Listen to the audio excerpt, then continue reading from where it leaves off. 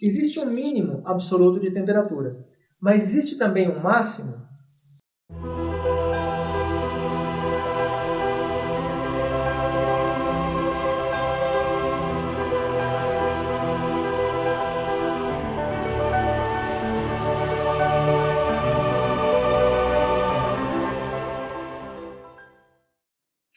Olá, meu nome é Denburg e no episódio de hoje vamos falar sobre limites extremos de temperatura. A pergunta foi enviada por... Quem enviou a pergunta? Inteligência concreta. O Renan, né? Foi o Renan Gregório, né, do canal Inteligência Concreta, que enviou uma pergunta se existia um limite superior de temperatura. Se existe um zero absoluto, existe também uma temperatura máxima? Bom, tem vários pontos, na verdade, a serem considerados. Primeiro existe de fato um zero absoluto? Há alguns anos, uns 4 ou 5 anos, talvez um pouco mais, acho que talvez uns 8 anos, foi publicado um artigo no qual eles alegavam ter encontrado, ter verificado empiricamente uma situação com uma temperatura abaixo de 0 Kelvin. Eu escrevi um artigo na época mostrando que não fazia sentido essa alegação, que provavelmente eram erros experimentais, ou erros de medida, ou erros em algum processo do desenho experimental ou da interpretação dos resultados. E de fato é o mais provável. Porém, existe a possibilidade de realmente se conseguir uma temperatura abaixo de 0 Kelvin. E isso entraria justamente no trabalho de um brasileiro, que é o Elon Lages, Ele foi um dos vários matemáticos do Brasil, e ele propôs em 1958 um estudo sobre... Ele ampliou a noção de espaço topológico com a teoria dos espectros. Os espectros são entidades que não são propriamente geométricas, elas são entidades espectrais que têm características diferentes das entidades geométricas. Elas têm dimensão negativa.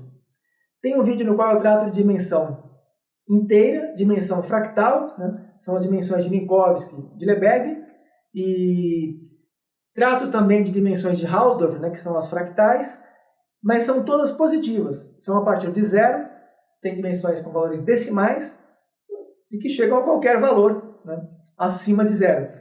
Porém, eu não trato de dimensões negativas. Porém, num outro vídeo, eu mostro um gráfico que trata de dimensões também positivas, mas no gráfico aparece uma cauda que vai para o lado negativo. E trata de características de objetos espectrais. São estruturas topológicas que têm dimensão negativa. Numa situação como essa, seria possível uma abordagem de situações com temperaturas abaixo de 0 Kelvin. Não dá para saber se isso é possível no mundo real, no mundo físico, mas matematicamente existe uma abordagem adequada. Caso existam temperaturas abaixo de 0 Kelvin, uma das maneiras possíveis de se abordar essa questão seria com o uso de espectros, que foi justamente criado, o conceito de espectro foi criado pela Elon Lages. Não é um conceito criado do tipo um palpite, ele tem uma abordagem formal, matemática, mostrando que é possível tratar matematicamente de estruturas que tenham dimensão negativa. Qual seria a utilidade nesse caso? Seria justamente que, se você tem uma situação em que a velocidade das partículas vai diminuindo, chega um ponto em que as moléculas ou as partículas param completamente. Elas ficam em repouso umas em relação às outras. Você tem uma velocidade média 0 nas partículas que constituem um sistema. Quando a velocidade é 0, você tem repouso, você não tem como reduzir abaixo de 0. Isso do ponto de vista geométrico. Mas do ponto de vista dos espectros, você consegue ter velocidades abaixo de 0, velocidades negativas. Veja bem, não é a mesma coisa que você se mover negativamente no eixo. Você tem um eixo que vai de o ponto 0 e aqui, você tem negativo para cá, positivo para cá. Você movendo para cá, você indo para o lado negativo. Não é a mesma coisa. Não é você se mover para o lado negativo do eixo. É você ter uma velocidade de fato, é você ter um espaço de fato negativo. Ou um espaço, ou um comprimento, ou uma área. Não é uma área, nem um espaço. Seria um espectro realmente -2, espectro -3, que não é a mesma coisa que espaço ou que área. O espectro -2 não tem as mesmas propriedades que uma área. E um espectro -3 não tem as mesmas propriedades que um espaço. Ele, por exemplo, quando você vai calcular o volume, se você tem o equivalente a uma esfera no espaço 3D e você tem espaço menos 3D, o volume dessa esfera, né, a dimensão de Lebesgue dessa esfera, ela não é calculada da mesma maneira que você calcula no espaço positivo, né, no espaço 3D. No espaço menos 3D, a fórmula para você calcular o equivalente ao volume, né, que seria a dimensão de Lebesgue dessa esfera, é calculado de uma maneira diferente. O resultado é diferente, é numericamente diferente e conceitualmente é diferente. Então tem um tratamento muito diferente, todo o processo é diferente para a compreensão, né, para a interpretação dessas estruturas e entidades. Por isso, então, é possível, né, pelo menos matematicamente, é possível que existam temperaturas abaixo de 0 Kelvin. Existe um instrumental matemático adequado para abordar esse fenômeno, caso ele exista. Caso ele não exista, de qualquer forma, instrumentos matemáticos para isso existem, para abordar caso existam. E caso não existam, né, os instrumentos existem de qualquer forma. Então, é possível, pelo menos não existe um impedimento lógico-matemático para que existam temperaturas abaixo de 0 Kelvin. Com relação à temperatura máxima, né, geralmente se fala em temperatura de Planck, que é cerca de 10 elevado a 32 Kelvin, como a temperatura máxima. Porém, tem outras interpretações também, né? Só para finalizar, de 0 Kelvin é mais ou menos 273,15 graus abaixo de 0 Celsius, né? Que corresponde a 0 Kelvin. Agora faz algumas décadas, já foi padronizado esse valor, né? Foi admitido um valor exato, mas já teve épocas que era medido empiricamente. Então chegou a ser 273,15998, né? Tinha várias decimais, mas depois acabou sendo padronizado em menos 273,15 graus Celsius abaixo de zero. Menos 273,15 graus Celsius corresponde a 0 Kelvin, né? E no caso da temperatura máxima, se fala geralmente em escala de Planck, né? Tem o tempo de Planck, a massa de Planck, o comprimento de Planck, e também tem a temperatura de Planck.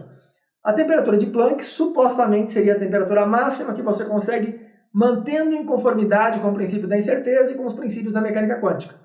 Então, ultrapassar a temperatura de Planck não é que não seja possível, mas caso ela seja ultrapassada, não daria para aplicar nossos conhecimentos físicos para interpretar o que aconteceria nessas condições. Então, não existe um impedimento, assim, nós não sabemos como lidar com a situação de temperaturas acima de 10 elevado a 32 Kelvin. Mas isso não significa necessariamente que tal temperatura não seja possível, né?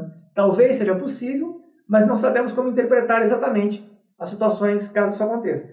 Quando se trata, por exemplo, do Big Bang, né, que nos primeiros instantes a temperatura era altíssima, inclusive supõe-se que seria, né, nos primeiros momentos em que se consegue dar um tratamento matemático, seria justamente quando chega a temperatura de Planck. Abaixo, né, acima dessa temperatura ou abaixo desse intervalo de tempo, não era possível, nós não conseguimos entender exatamente o que acontecia antes.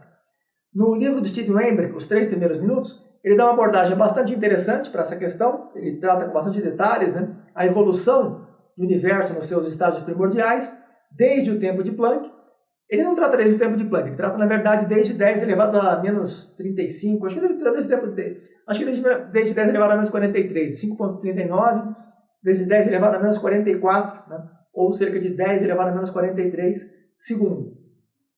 Desde que o universo teve origem até, né, os 3,16 minutos, 3 minutos e 16 segundos desde a origem do universo. Ele trata aproximadamente desse intervalo os eventos, né, que foram se sucedendo quando o universo se tornou transparente, quando se formaram as primeiras partículas, os diferentes tipos de partículas, né, e vai analisando a evolução ao longo desse período.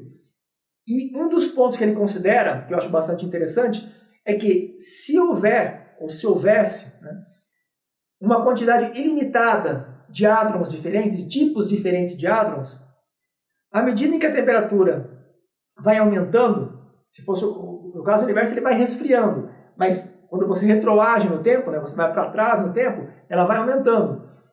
Se isso for correto, se houvesse um número ilimitado de hadrons, então, à medida em que vai aumentando a temperatura, pode acontecer que, em vez de aumentar cada vez mais, quando você soma energia ao sistema, quando você tem maior energia no sistema, em vez de aumentar a temperatura, aumenta a variedade de hadrons. Essa é uma interpretação que se tinha nos anos 60, nos anos 70. Atualmente eu não sei se isso é considerado, porque depois que foi proposta a teoria dos quarks, que ela passou a ser bem aceita, sabe-se, ou pelo menos acredita-se, que haja um número limitado de quarks. Um número 6 quarks, né? 6 tipos de quarks, 3 sabores, né? 6 sabores e 3 cores, que determinam o caminho dos octetos de todos os hadrons, todos os baryons, né? Que podem ser formados a partir desses quarks. E como consequência, vai ter um número limitado de hadrons possíveis. Se há um número limitado de hadrons, então vai chegar um momento em que vão se esgotar os hadrons possíveis e a partir daí a temperatura vai aumentando até chegar à temperatura de Planck.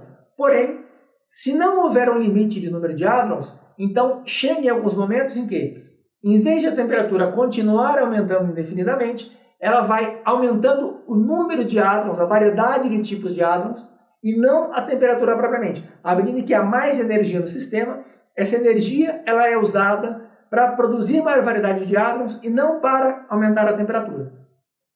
Nesse caso, a temperatura máxima possível seria muito menor do que a temperatura de Planck. Eu não me recordo exatamente, mas é algo em torno de 10 elevado a 18. Né? Quer dizer, ainda é muito alta, mas é muito menor do que a temperatura de Planck, que é 10 elevado a 32 Kelvin. Então, não se sabe exatamente, caso haja um limite superior de temperatura, qual é exatamente esse limite. É possível que seja 10 elevado a 18, é possível que seja 10 elevado a 32, é possível que não haja um limite, né? Que simplesmente a temperatura de Planck ele estabelece o ponto a partir do qual nós não conseguimos usar nossos modelos físicos para continuar entendendo o que acontece. Não significa que não possa haver temperaturas mais elevadas. Então, é basicamente isso. Né? Então, é possível que existam temperaturas abaixo de 0 Kelvin, nós não sabemos exatamente se é possível ou não. Caso haja, é possível que, e é provável que, a abordagem do Elon Lages seja adequada para entender o que acontece nessa situação. E, com relação à temperatura máxima, atualmente o que se acredita é que, provavelmente, né, o tempo de Planck, ele determina um ponto a partir do qual nós não entendemos muito bem o que acontece, porém não implica necessariamente que seja um teto superior. E pode haver também um teto superior que não seja a própria temperatura de Planck, pode ser que seja muito mais baixa, né? Muitas ordens de grandeza, mais baixa do que a temperatura de Planck, que já alcança um teto superior. Isso vai depender, entre outras possibilidades, da existência de um número ilimitado, né? Uma variedade limitada de tipos de hadrons.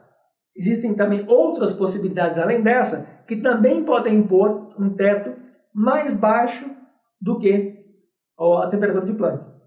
Então, na verdade, nós não sabemos exatamente, mas até onde sabemos, acreditamos, né, provavelmente, existe um limite mínimo, que é a temperatura de 0 Kelvin. É provável, né, por tudo que nós sabemos até agora, é provável que essa seja a temperatura mínima, e é provável que a temperatura máxima, pelo menos até o ponto que nós conseguimos determinar como as coisas funcionam, seja 10 elevado a 32 Kelvin, que é a temperatura de Planck. Então, é basicamente isso. Né? Obrigado a todos pela atenção e até breve, se Deus quiser.